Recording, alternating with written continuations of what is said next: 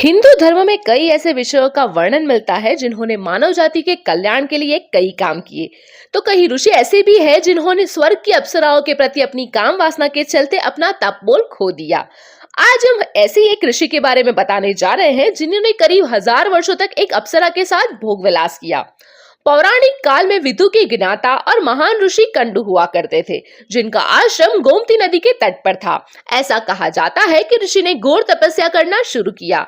वह तपस्या में लीन हो गए कि उन्हें किसी भी चीज का आभास होना बंद हो गया। इस तरह ऋषि को तपस्या में लीन देखकर देवराज इंद्र हमेशा की तरह घबरा गए। उन्हें यह डर सताने लगा कि कहीं ऋषि कंडु उनके स्वर्ग का सिंहासन न छीन ले।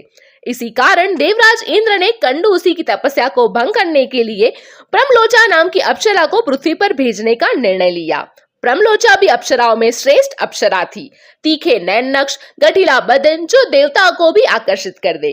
संध्या नृत्य के बाद इंद्र ने प्रेमलोचा को अपने पास बुलाया और उसको अपनी योजना बताई। बिना कोई भी प्रश्न के इंद्र की योजना के मुताबिक प्रमलोचा पृथ्वीलोक के लिए प्रस्थान कर गई। प्रमलोचा सीधी वहीं पहुंची जहां ऋषि कंडु अपनी तपस्या कर रहे थे।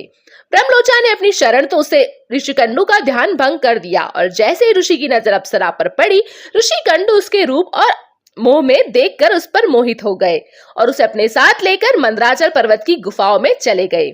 ऋषि कंडु प्रमलोचा के सौंदर्य से इस तरह खो गए कि वह गुफा के अंदर से 100 से भी ज्यादा वर्षों तक अक्षरा प्रेमलोचा के साथ भोग विलास करते रहे। फिर अचानक एक दिन प्रमलोचा ने ऋषि कंडु से कहा कि ऋषि, अब मैं स्वर्गलोक वापस जाना चाहती हूँ, इसलिए आप मुझे खुशी खुशी विदा दीजिए। अप्सरा के मुंह से जाने की बात सुनकर ऋषि उदास हो गए और उन्होंने कहा कि देवी, अभी थोड़ी देर और रुक जाते हैं तो अच्छा होता। ऋषि को उदास देखकर अप्सरा पृथ्वी पर रुकने को मान गई और फिर इसी कानून है, अगले 100 वर्षों तक इसी गुफा में अक्षरा के साथ भोग विलास किया। फिर 100 वर्ष बाद प्रेम लव जाने ऋषि कंडु से कहा कि मुनि, मुझे आप पृथ्वी लोक पर आए बहुत समय हो गया, अब तो आप मुझे स्वर्ग लोक जाने की आज्ञा दे। ऋषि कंडु उसकी बात सुनकर फिर से व्यथित हो गए और बोले, हे देवी, अभी कुछ समय और रुक जाओ, फिर चले जाना। इस तरह कई 100 वर्ष बीत गए। जब भी अप्सरा प्रेमलोचा स्वर्ग लोक जाने की बात करती तो किसी तरह उसे मना लेते। वह अप्सरा ऋषि के साप से डरती थी कि कहीं ऋषि क्रोध में आकर उसको साप न दे दे। उधर महर्षि की काम वासना में लिप्त होने के बाद अप्सरा के प्रति उनका प्रेम बढ़ता ही जाता था। तपस्या और पूजा पाठ का त्याग करने के दिन रात डूबे रहते थे। फिर एक दिन की बात है, ऋषि कंडु बड़ी तेजी से अपनी कुटिया से निकल रहे थे कि तभी प्रेमलोचा उनके पास आई और उन्होंने कहा कि मुनि, आप कहां जा रहे हैं? तब ऋषि कंडु ने जवाब दिया, दिन अस्त हो चुका है, इसलिए मैं उपासना करने जा रहा हूं। अगर ऐसा नहीं किया तो मेरा धर्म नष्ट हो जाएगा। यह सुनकर प्रेमलोचा मुस्कुराई और बोली, हे वेदों के ज्ञाता, इतने वर्षों में क्या आप पहली बार सूर्यास्त हुआ है? जो संध्या एक दिन में नहीं करेंगे तो आपका धर्म नष्ट हो जाएगा। मैं तो आपसे जब से मिली हूं तब से तो आपने कभी संध्या वंदन किया ही नहीं। इस प्रकार के वचन सुनकर ऋषि कंडु बोले, नदी के तट पर आज सुबह ही तुम आए हो। मैंने आज ही तुम्हें अपने आश्रम में प्रवेश करते हुए देखा। मेरे आश्रम में तुमने आज ही तो प्रवेश किया है, इसलिए अब दिन का समाप्त होने पर संध्या काल हुआ है। मुझे विलंब हो रहा है। तुम्हारी बातों से लगता है कि तुम मेरा उपहास कर रही हो।